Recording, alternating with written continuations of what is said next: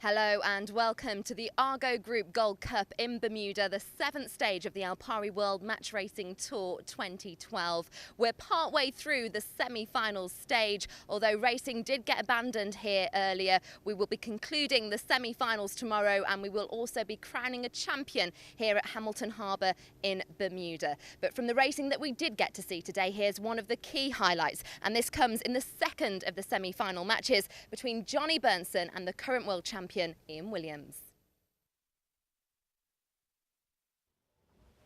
It was Williams entering with the control, with the rights. And Johnny Bernson was a little late for his entry and only just managed to sneak into the starting area. And now he had to jibe, and it is Williams who is on the front foot. He has taken his gloves off after being defeated in the last match, and we can see him there, positioned below Johnny Bernson. He's in the white boat. He is holding Johnny Bernson above the starting line and preventing him from returning to the start line. So Williams has come out of this guns blazing. You're going to find a way round Ian Williams in a knockout stage. It's going to be the hard way round, and that is what Williams is trying to do right now. And Williams there, having picked up a little zephyr of breeze. We see he's going almost twice the speed of Bernson now. He's going to jibe back round. I think we're going to see Williams capitalise on that extra speed. I think we may see a second dial-up.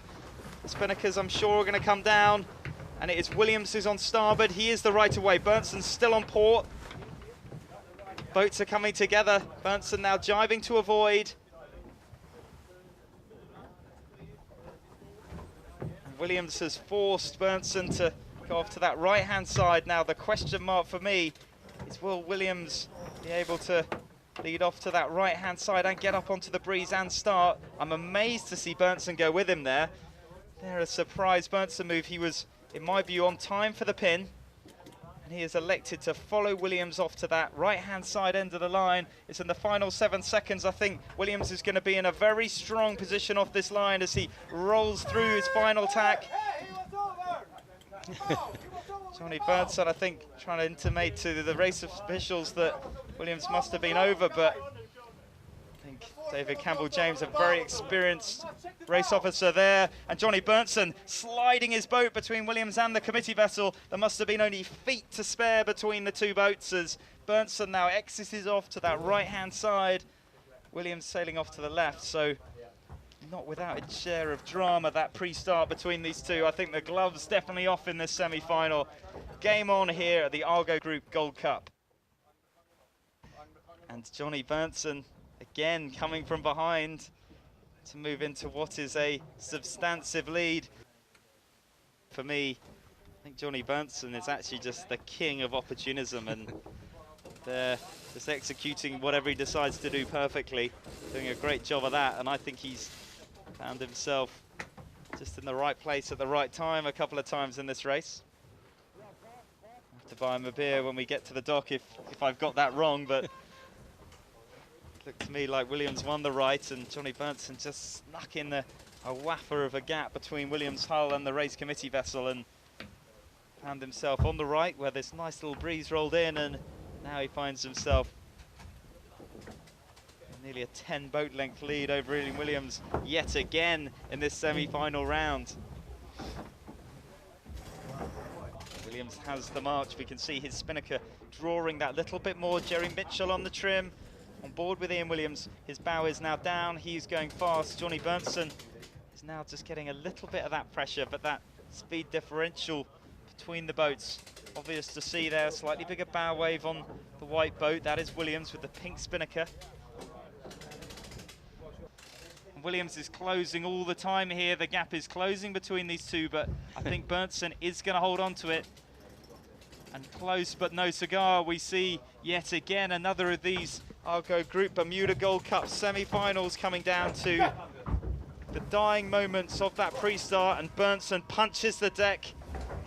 He yells his celebration. He's pleased with that. And Berntsen takes this semi-final 2-0 against Ian Williams.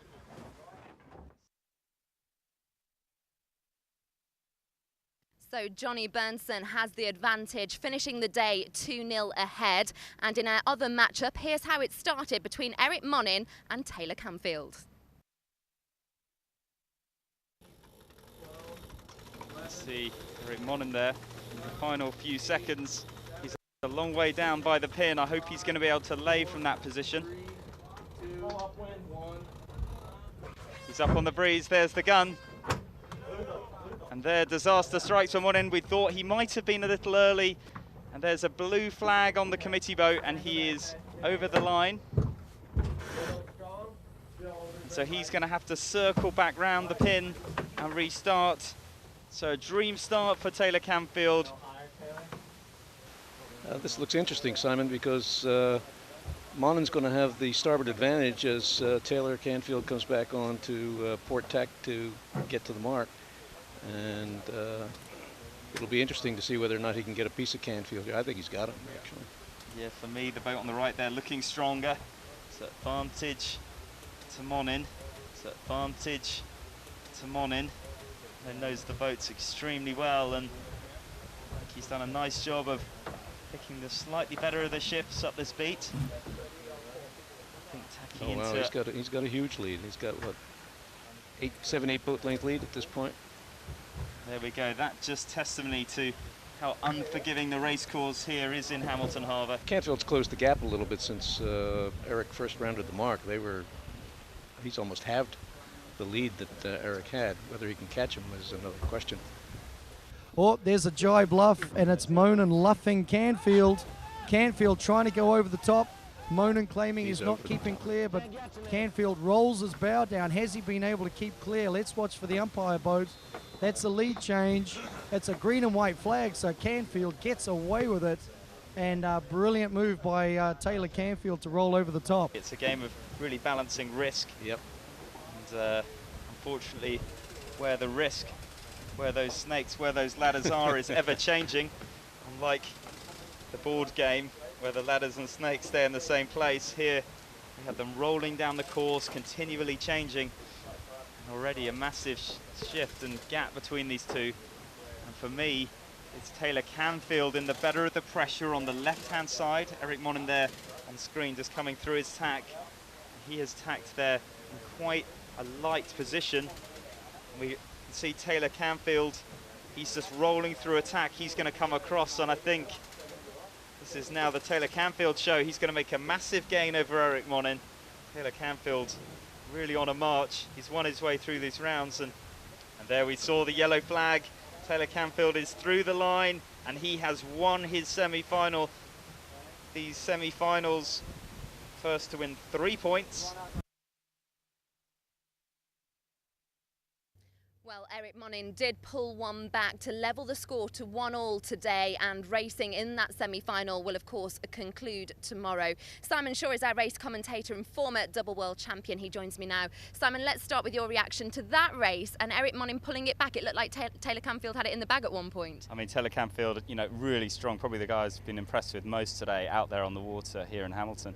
But I mean, Eric Monin made a great comeback, and we saw those guys trading blows. One time, Kayla went for the roll. He got it. One time, Eric Monin just managed to hold on and cross the finish, and 1-1 and all to play for.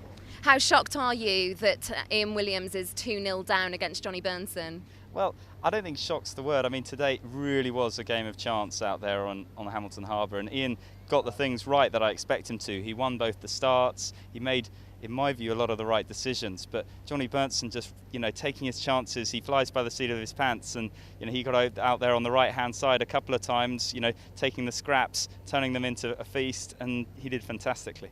Did you hear anything about this debacle over the turnbuckle?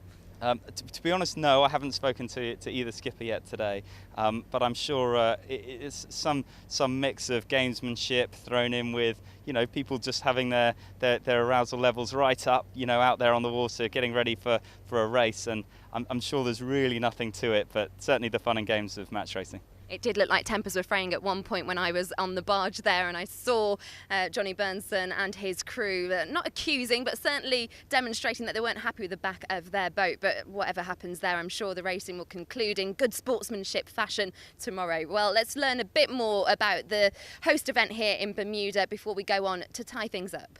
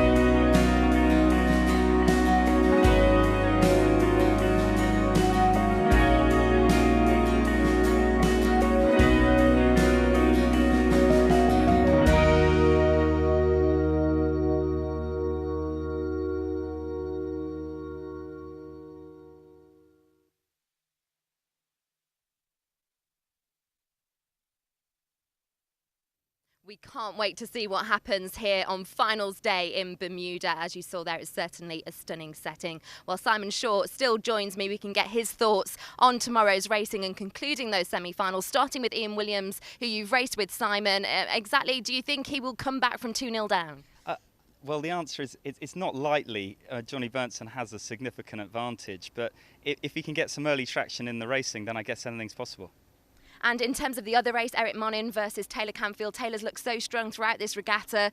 Do you think there could be a surprise on the cards? Well, that is anyone's race. I think they're both sailing well. They've both got their individual strong points going into this these next few matches, and I think it's really going to depend who brings their A game for tomorrow's racing. Thank you, Simon. Well, we look forward to hearing you commentating those finals tomorrow. Do join us for finals day. We'll conclude the semis and get in to the big race that matters. Who will be crowned the winner here for the Argo Group Gold Cup, the 7th stage of the Alpari World Match Racing Tour 2012. Don't miss it. We'll see you then. Ian Williams, Taylor Canfield, Great Britain. Blythe Walker, U.S. Virgin Islands, Bermuda. Stefan Lindberg, Finland. Magnus Sandberg, Johnny Bernson, Sweden. Adam Rapure, Henrique Haddad, New Zealand. Brazil. I welcome folks to the Argo Gold Cup 2012. Argo Group Gold Cup is a very famous, historic event. It moved into the harbour in the late 80s, I believe, and turned Professional. It's fabulous to come here to Bermuda and sail in Hamilton Harbour. A nice bay where you can stand on each side and watch the racing. And really was one of the spearheading events on the tour, I think, which shaped match racing as we know it today. It's a bit different in that there's a lot of teams at this event.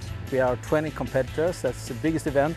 It's quite sudden death with the early rounds. It's always challenging for us that when we don't know who we meet, so it's a really fun event.